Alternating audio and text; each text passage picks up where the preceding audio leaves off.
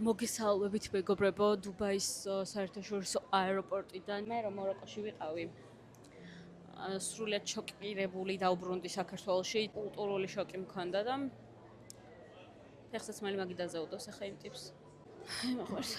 ჩემი YouTube არხია, რასაც მინდა იმას ვიტყვი.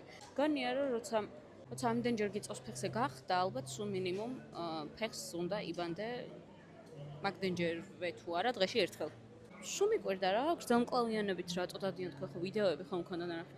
დუბაიში მეთქე გრძელმკლავიანებით რატო დადიან თქო. მეც ვიყინები, იმიტომ რომ გარეთ არ მოძრაობენ, გარეთ ადამიანი არ დამინახავს საღამოს მხოლოდ დღის განმავლობაში გარეთ მართლა არ დამინახავს. 2 დღე ვიყავი მხოლოდ აქ, მადლობა ღმერთს. ყველაფერი არის ძალიან ძვირი. აი მაგალითად ლეგო, რომელიც გერმანიაში ყოველთვის 10 ევროდ მიყიდია. ან ნებისმიერ სხვა ევროპულ ქვეყანაში. გუშინ უპაწუწუნესი ლეგო 10 პლუსი ვიყიდე $30. ბელგიაში რო ვიყავი, მაშინ ვიყიდე და ჩემ შოკოლადები და მაშინ მითხრა რა, რომ აი ყველაფერს მერჩევნია, შოკოლადები ჩამომიტანაო და მაშინ გადავიხადე ძალიან ძვირი. მაგრამ ამდენად ძვირი მაინც არა. დუბაის შოკოლადები და რაღაცა შოკოლადები რაც ავიღე. ერთ მაღაზიაში დაჯდა 500 რაღაცა ამათი ფული, რაც არის დაახლოებით $140-მდე. მეორე მაღაზიაში, სადაც ფილები იყიდება, ერთი მთლიანი ფილა იწონის კილო და რაღაცას და ჯდება კაცმა არ იცის რამდენი, მაგრამ 100 გრამი შოკოლადი, რომელიც ავაწონინე თუ 150 დამჭდა $30-მდე. აი, სადღაც ამ ხელა მომიტეხეს სხვა შოკოლადი, რომ გასინჯაო თუ მოგეწონებაო. გამასინჯას ვიყიდე. ეგეც. და მე კიდე მაჩუქეს სადღაც აი ამდენი, იმიტომ რომ იმდენი ვიყიდე, რომ უნდა ეჩუქებინათ. ხალხი არ მოძრაობს მზეზე. და მესმის იმდანაც ცხელა, რომ შეუძლებელია რომ იმოძრაონ მზეზე. ანუ რავი, უდაბნო კარგი იყო რა. უდაბნო ვნახე, მაგრამ ჩაოლებრივი გრიგოლეთი იყო, ოღონდ ოქროსფერი ქვიშით. რაღაცა Jeep ride გქონდა, ეგიც კარგი იყო.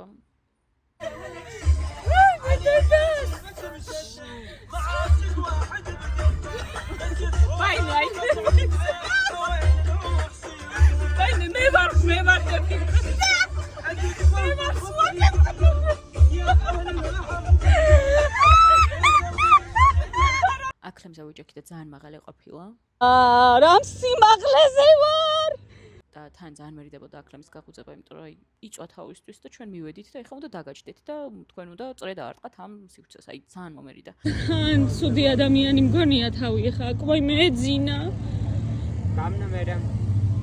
მაგრამ ხო რა მაგისთვის ყავთ ეგ აკლემები, მაგრამ დავიხსნით იმ აკლემებს, აი ძალიან ცუდი ადამიანები ცხოველებს, საწყობში ყველაფერს ძალიან ცუდად ვიყენებთ. მუცლის ცეკვებიც იყო, მუცლის ცეკვები ძალიან დებილობა იყო, მე უკეთესად ვცეკო. არ და მე ვერ ვცეკო. მე ბურჯ ხალიფასთან მივედით და ჩემს არაფერი არ არის ამას ეხლა სანამ ვილაპარაკებ თან ამონაცდება კადრები. ჩემს არაფერი განსაკუთრებული არ არის მაღალ შენობებში. ანუ დუბაის უყურებდი და ვფიქრობდი რომ აქ არქიტექტურა არ არის, აქ არის უბრალოდ კარგი კონსტრუქციები. ამ ყველაფერში არქიტექტურა და არქიტექტურის beauty of it არდებს. ამიტომ მე საერთოდ არ მომეწონა. არ მომეწონა ის რომ ჩვეულებრივი Black Mirror-ია. არ მომეწონა ის რომ ადამიანები საერთოდ ინტერაქციულები არ არიან. საერთოდ ადამიანები გარეთ არ არიან. საჭმელები რა თქმა უნდა რომ არ მომეწონა არაფერი, იმიტომ რაღაცა თავისებური სუნი დაკრავს და მე როგორც კვების ინდუსტრიაში მომუშავე ადამიანი, მე როგორც სურსათმდებლობის და ხარისხის მენეჯერი, მე როგორც საერთოდ აუდიტორი. let's go. ფიქრობ, რომ ამაზე საზღვრება არაფერი არ არის, ვიდრე ხელით ჭამო თებში და ანუ რა კულტურაში ჯდება ვერ ვხვდები. აი, ხელით ჭამე. მე საერთოდ ევროპის ადამიანი ვარ, არც ამერიკის. ამერიკაში ჩავიდოდი, ვნახავდი ალბათ ოდესმე, მაგრამ ამერიკაზე მეტად UK მაინტერესებს, იაპონია მაინტერესებს. ჩემი მეგობრები მეუბნებიან, რომ ეგვიპტეში წავიდეთ, დავისვენთ. არა, ჩემს გარშე წავიდეთ ეგვიპტეში, არ მაინტერესებს. ანუ მართლა არ არის ჩემი. რაღაც არის შენი, რაღაც არ არის შენი. ეს არ არის ჩემი. არ არის რა, ანუ ეს ქვედა ნაწილი დედამიწის არ არის ჩემი რა. რელიგია არ მომწონს, რა მოკლედ რა მე მაქვს უფლება რომ არ მომწონდეს. ასე რომ თავისუფლად ვიტყვი და მინდა რომ საერთოდ ადამიანები მიეჩვიონ სხვა ადამიანების აზრის გამოხატვის უფლებას. რაღაც მომენტში დუბაიში ვიფიქრე ცხოვრება ძალიან ხანმოკლეა იმისთვის, რომ შეცდომები არ დაუშვა და როგორი უცნაურია ადამიანის ფსიქოლოგია, რომ ქრონიკულად შიში ხარო შეცდომა არ დაუშვა და ამ დროს შეცდომა რომ დაუშვა, შეიძლება ძალიან ბევრი რაღაც მოიგო. ერთი სული მაქვს როდის მეყარება შვილი, რომ ჩემს შვილს აუცილებლად დავალებებს თვითონ მოემზადებს და დაუშვებს შეცდომებს და მიიღებს შვიდს და უბრალოდ იმ კულტურას გავუჩენ, რომ ეს შვიდი არ არის კარგი და შენ 1000-იანი უნდა იყო და ეცადე რომ მიაღწიო იმას, რომ 1000-იანი იყო და არა ის, რომ ხელოვნურად დავუჯდე, დავეხმარო, ვაკეთებინო დავალებები იმისთვის, რომ იფიქროს და თავი მოიტყუოს, რომ მან მიიღო ეს 10-იანი. მირჩევნია, რომ თვითონ მიიღოს გამართული 7-იანი. თავისი ნაწვალებით იცოდეს რაში დაუშვა შეცდომა, შემდეგისთვის გაითვალისწინოს, გამოესწოროს, 8 მიიღოს. ყველაფერს აქვს თავისი შედეგი შენს ცხოვრებაზე at the end of the day. დღესდღეობით ვარ ახალი გამოწვევების წინაშე, ჩემ თავს რაღაცა ახალი ტასკი მივეცი და საკმაოდ რთულია, მგონია რომ ამ ყველაფერში არაფერი არ გამომივა და ძალიან მიჭირს საერთოდ შეგუება, იმიტომ რომ ძალიან ბევრი წელია იმას ვაკეთებ, რაც ძალიან კარგად გამომდის და თვით კმარობის შეგრძნება სანამ გამიჩნდებოდა, მინდოდა რომ რაღაცა ახალი მეცადა და ავიღე აუდიტორის ლიცენზია. აი რაღაცა ძალიან ფანტასტიკაა, ძალიან რთულია ეს ყოველივე. ამ ეტაპზე არ გამოდის რა, ამ ეტაპზე ვერც საკმარის დროს ვუთმო. ნუ ალბათ ყველაფერს თავის დროა და აქვს და მართლა ვფიქრობ, რომ აქამდე რაც გავაკეთე, ღმერთმა ხომ იცის, რომ მე მართლა ეგრე ვფიქრობ, რომ აქამდე რაც გავაკეთე, ყველაფერი ღმერთთან ერთად და ღმერთით გავაკეთე. ახლაც თუ გამოვა, ისევ ღმერთით გამოვა, იმიტომ რომ მე ცალკე აღებული არაფერი არ ვარ. ერთი აუდიტი მაქვს წლის ბოლომდე დარჩენილი, რაც უნდა გავიარო. ეს აუდიტი არის როგორც